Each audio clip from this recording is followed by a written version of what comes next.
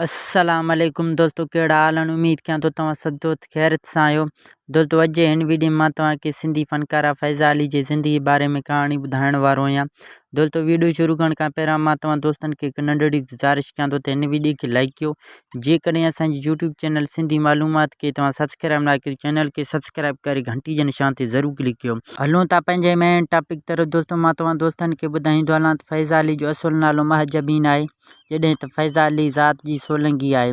फ़ैज़ा अली दादू शहर में पैदा थी आहे। हिन वक़्तु फ़ैज़ा अली कराची शहर में रहंदी आहे।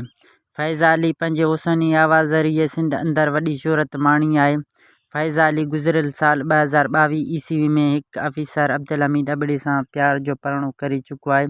फ़ैज़ा अली शादी बाद पंहिंजा नवां एल्बम घटि आणणु लॻी आहे।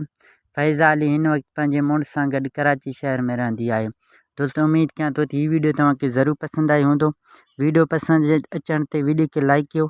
जेकॾहिं मुंहिंजे यूट्यूब चैनल खे तव्हां सब्सक्राइब न कयो, चैनल खे सब्सक्राइब करे घंटी जे निशान ते ज़रूरु क्लिक कयो।